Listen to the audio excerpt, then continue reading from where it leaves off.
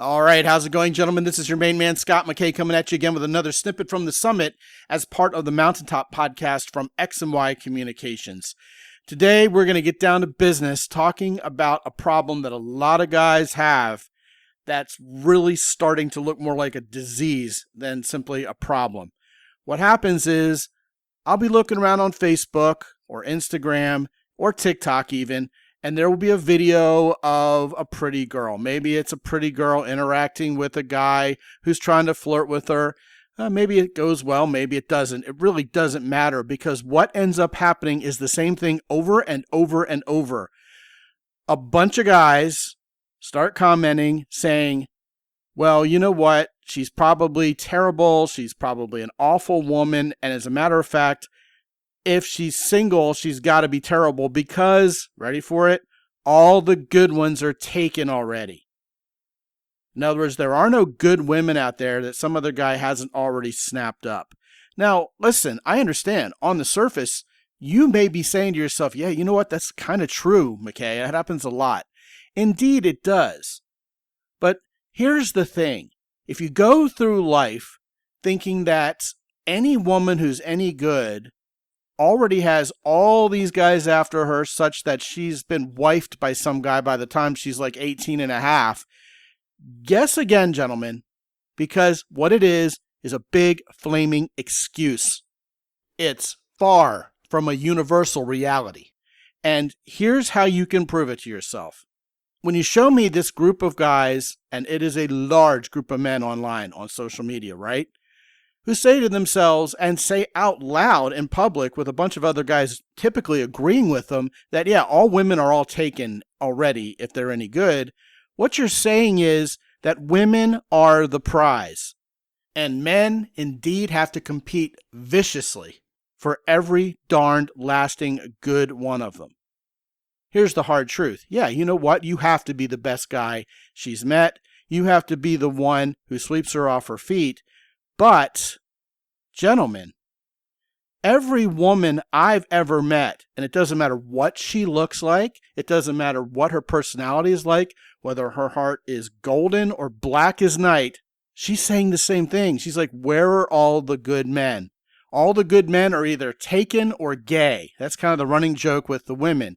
Now, when you get right down to it, yes, a lot of the good men and a lot of the good women are taken. They do get married early in life, but there are also a lot of people, more than ever before, if you look at the sociology statistics, who are waiting to get married, who are waiting to have children, and aren't really about a relationship in their early, mid, and even late 20s on into their early 30s. Some of these women are great women.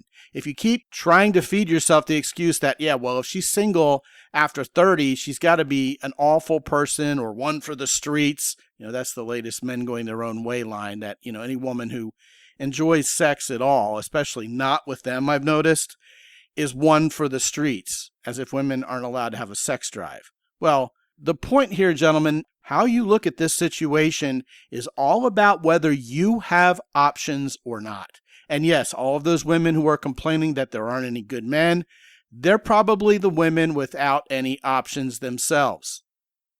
So here's the deal. In reality, lots of women break up with their boyfriends. Lots of women graduate from college without a guy ready to marry them and walk them down the aisle as soon as they graduate.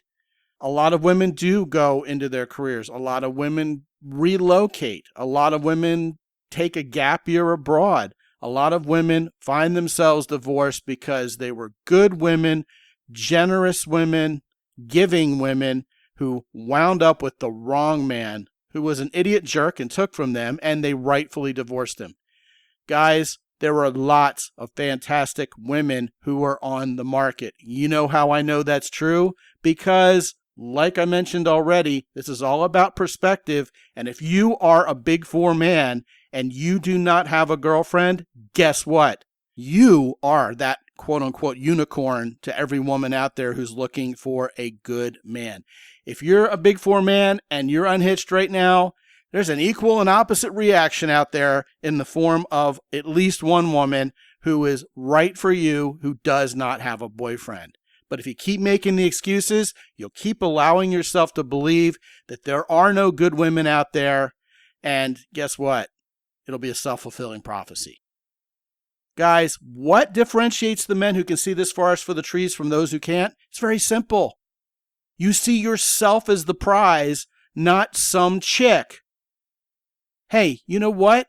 The right woman is going to have to earn the right to be with you. You see, this is why I talk about choosing, not chasing. And make no mistake, gentlemen, it isn't like you're going to get women to chase you, because you don't want those women. You want a woman who is a chooser just like yourself, and when the two of you find each other, are eligible, and choose each other, that's the right frame of mind, and that's the frame of mind, frankly, of a big four man, and that is the frame of a man who deserves what he wants and indeed ends up finding who he wants. Gentlemen, this is the last snippet from the summit before America's 250th birthday this weekend. Hey, it's going to be one heck of a party. God bless America. And gentlemen, get out there and meet some women. Everybody's going to be in a great mood. This is the chance of the year to meet great women. Go out there, believe there are going to be some single ones, because they absolutely will be out there, and have a great weekend. If you want to talk about this or anything else, Scott at mountaintoppodcast.com. Be good out there.